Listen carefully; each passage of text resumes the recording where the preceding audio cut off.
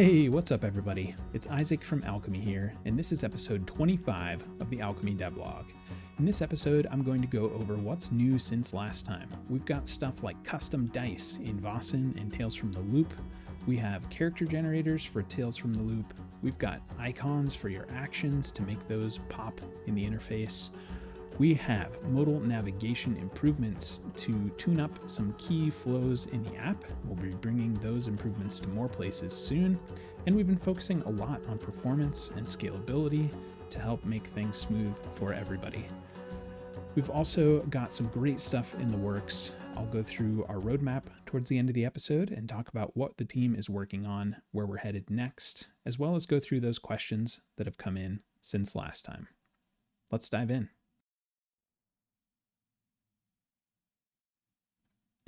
So before we get fully started, I've got a couple of small announcements to make. First, keep your eyes peeled to our socials, Twitter, or whatever it's called this week, Instagram, email, various places on the internet, for some really cool deals that you're going to be able to get on some really special content on Alchemy. It is a bundle of stuff that you'll be able to get for Alchemy launching this Monday. So stay tuned for that. It's going to be rad. I also wanted to mention that we have a couple really cool events coming up. First, Vinny and Dan from the team are running some Learn to Play workshops for learning how to play Vaesen on Alchemy. So hop into our Discord and start getting involved with those to learn how to play Vaesen on Alchemy. And this is leading up to something that we're going to be launching in January, a partnership with startplaying.games, the great website where you can find professional game masters to run games for you. Or maybe you're a professional game master yourself and you want to run games for other people. We're partnering with them to bring you a Vaesen weekend in early January of 2024. So stay tuned for more details on that. Hop into the startplaying.games Discord. And you can sign up early for that right now. I think signups might only be open for a few more days. So jump into that and get going.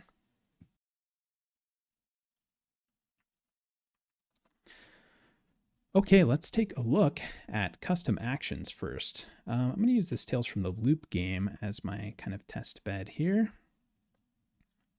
So all of my actions now have this cool little lightning bolt icon on the side. But if I want to create another action, or, let's just take one of the ones, let's create a new one. Let's create a new action for cool dice. And it's going to be a dice pool that rolls 12d6. This section up here at the top that you're used to seeing on many of the other parts of the app, characters, for example, where you can upload an avatar for them, well, you can use that for actions now. I'll click in here and select a file to upload as this action icon.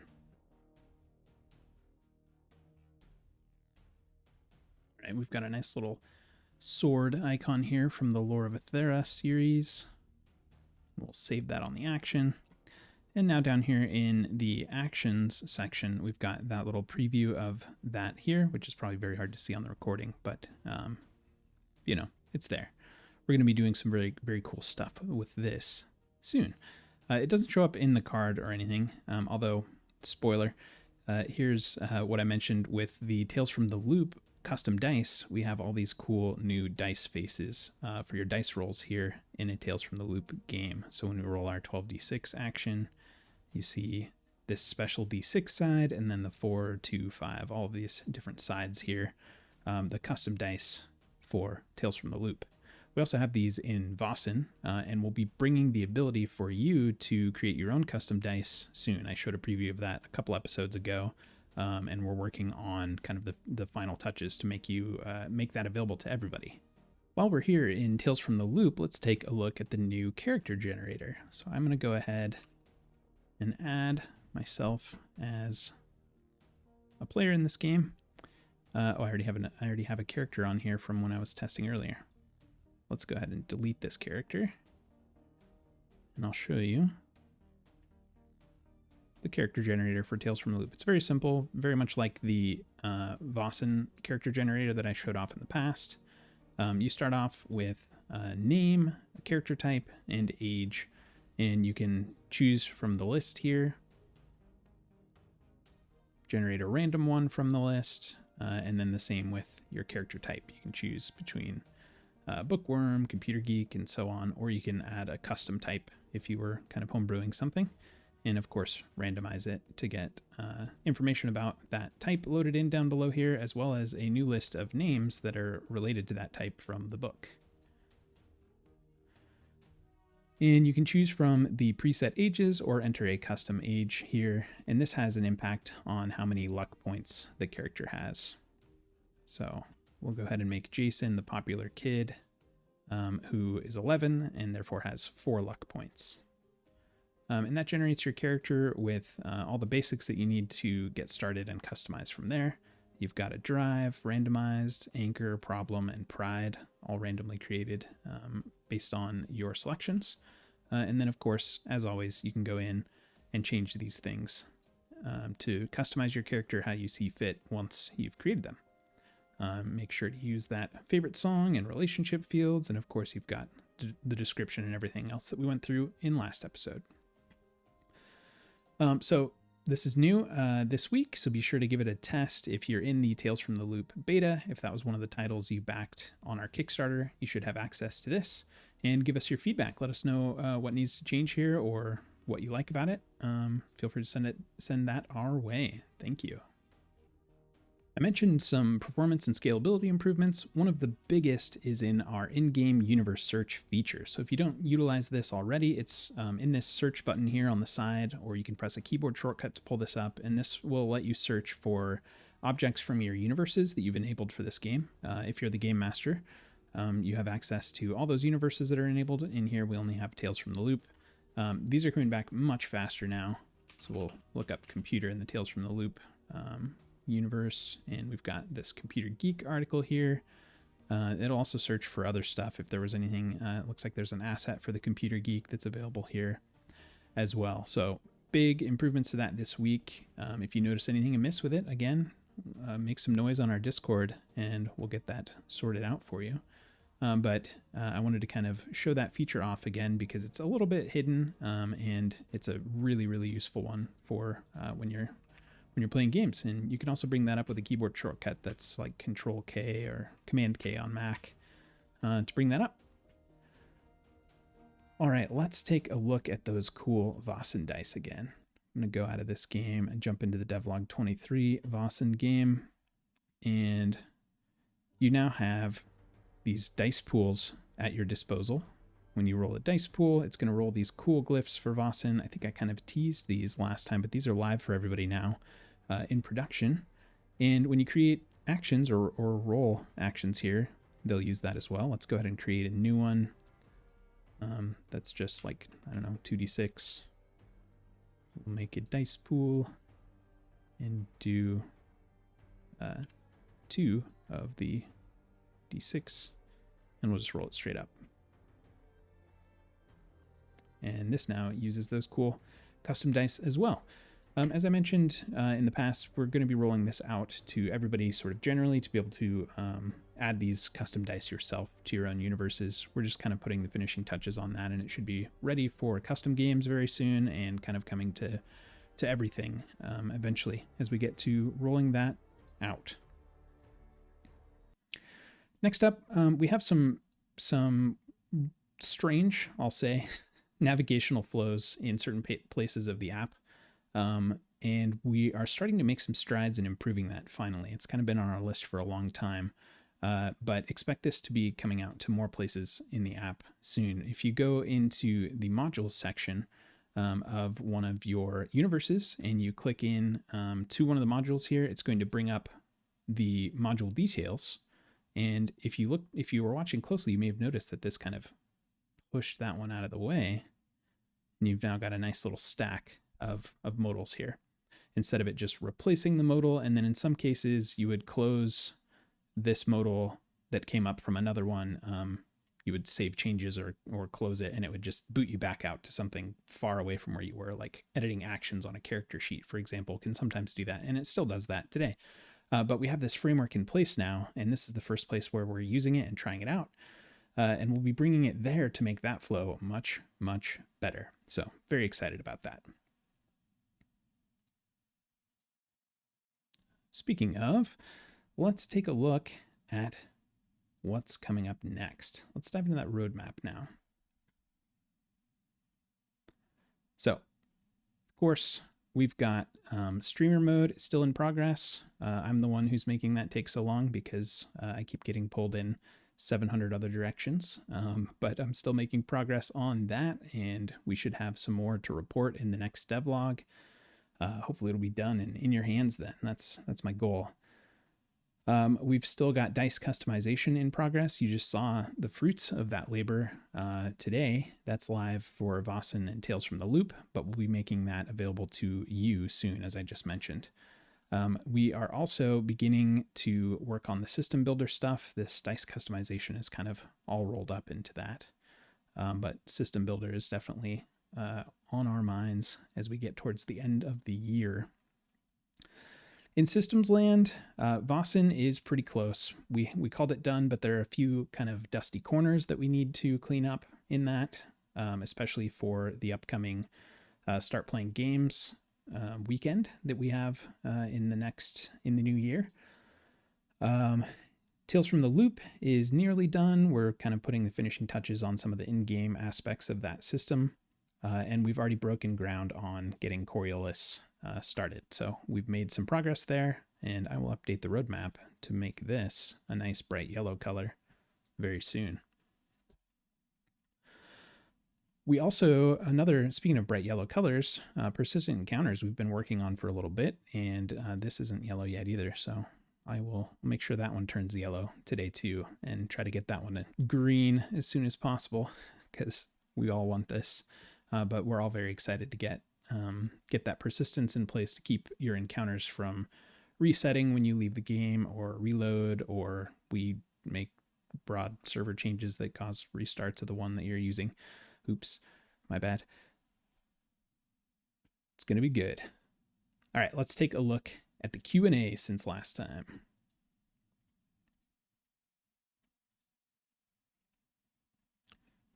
Devlog Q&A. Crossfade. So Sage asks, I love the addition of using ambient and music backgrounds, but I was wondering if there may be a crossfade function in the future to help with repeating songs for a scene. Yeah, so we kind of specifically don't have a crossfade because the way that we have music built for the platform tends to loop nearly seamlessly. So a repeating song, you don't even notice that it's repeating unless you're paying really close attention to the music. So we don't have a crossfade planned right now, but perhaps we could add that as an option to the scene. For those of you using tracks that don't loop as nicely, it would probably sound better to have a little bit of a fade there to kind of smooth that transition a little bit. So definitely something we'll consider post V1. Notes on content. Comic-Con asks, in the future, will we be able to add notes / make edits to content we own? I often make notes, place sticky notes, etc. inside the books I own for reference. It would be nice to do something similar within the modules. Yeah, this is a great idea. I don't think this has occurred to anybody. Well, maybe it has. It hasn't occurred to me. But I think this is a great one that I'm going to bring to the team, and we will definitely think about this as a post V1 enhancement. We have a lot of great content on the platform, and we want to make it a great place to read and learn that content, not just play it. So this plays in nicely to that sort of approach to giving you everything you need. So love that. Thank you for the suggestion. All right, Dayman's back. He must have been fighting Nightman. Character slots. I'd like the additional character slots to be available only in the game if a player doesn't have enough slots. Players can manage extra characters outside of the game by purchasing a monthly license. This approach prevents the need for players to delete their characters and offers a solution for managing extra characters. I think this is an interesting approach, maybe something that we can take into consideration to give players a little bit more flexibility and help that keep those bad feels when someone goes to join your game and they're like, oh no, I'm out of character slots. I have to go delete one. Something we can consider for sure. Next up from Dayman, we've got an elevation feature. I suggest adding an elevation feature to tokens on the tactical map. This could be a simple integer addition to each token, indicating the elevation at which a character NPC is positioned. It's particularly useful for characters or NPCs that can fly and or hover. Yeah, this is definitely needed. I kind of glossed over this in the roadmap, but we have some upcoming token stuff that I've talked about 5 times probably that we need to get to in terms of like rotating tokens. And we have like a kind of a list of a bunch of enhancements that we want to roll out for tokens. This is a great one that just fits right in there. So I think before we get to that, I'm just going to add this to the list for that. And hopefully we can get to it sooner than later. Equipment section enhancement. In the equipment section, it would be beneficial to have a submenu for organizing items. This could be structured as follows. So having kind of categories for items would be fantastic. And it's not really something that we've put a lot of thought into. I definitely agree that equipment needs some more organizational tools. So we'll put this into our post V1 roadmap and think up some ways where you can organize that giant bag, your bag of holding, a little bit more efficiently in Alchemy. All right, lastly from Dayman, gifting subscriptions. Regarding the character slot issue, it would be great if I could gift subscriptions to my players. This could include options like purchasing a module for a friend or giving away a monthly subscription to a watcher. I love that. That's such a great idea. Right now we have gift cards. You could do that, but it would be a multi-step process that's not super clean or intuitive. So yeah, building in a way to gift that stuff would be great. And I think we'll fit that into our post V1 roadmap somewhere. Future. I guess I forgot to finish writing that title. Is there any way for future implementations to make private dice rolls as a GM or private rolls visible only to the GM as a player? So we have part of this today. You can make private rolls as the GM. Those will only show up for you. As a player, I don't believe you can make a private roll to the GM currently, but that's definitely something that would be nice. And we used to have some plumbing in place to make this happen. So let's dive into that. Let's take a quick look at how that could be today. All right, I've jumped back into my Tales from the Loop testing game here. And let's take a look at what you can do today for private Game Master roles. So if you click the gear and you go to Edit Game and you scroll down about halfway down in the settings, there's a setting called Private GM Roles, hide roles made by the Game Master. If you turn this on, you can turn it on the fly during your game. That will make most, should be all, but I know there are some bugs here, most of your roles private as the Game Master. So for example, I've turned that on. If I roll Dice Pool Testing, the GM action, you see that come in with kind of this yellow background. That is the indicator that it is a private role that only you can see today. And I'm going to switch over to my other profile on the player side of this game, and you can see that there is no dice pool for that dice pool testing action here in the journal. So that was private to the GM. If we go in to our game settings and turn off private GM roles and roll that dice pool testing action again, you can see that it has the glass background. And if we switch over to the player, they now have that dice pool testing role in here. So that's one option today. Another option as the Game Master, you can also type /, we've got it off. So you can type /GM roll 1d100 or whatever dice syntax you want here, and make a private roll kind of on the fly like that. If we go back over to our player side, they don't see that D100 roll that I made, despite rolls being visible to all right now. Switching between the two. So that's one option for you today. We have more to do there. We have some bug fixes to make and some more features that I'd like to roll out to make GM rolls a little bit smoother. But that's what we have today. And speaking of what we have today, I believe that's everything for our questions.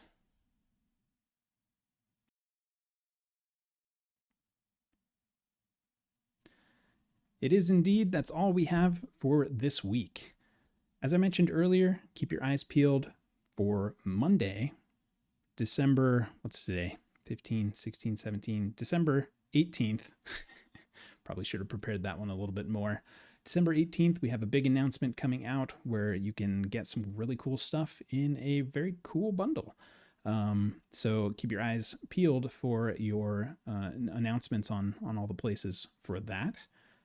Stay tuned for our Vaesen Learn to Play stuff that's happening right now. I believe we're going to have another YouTube video for that, maybe even today. I think it's going to be up very soon.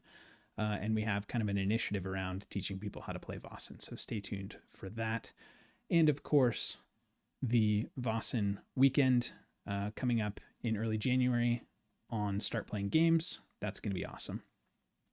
I hope you enjoyed this episode. If you did, head on down below, click the like button, subscribe, do all that jazz. That's all for this episode. Thanks for watching.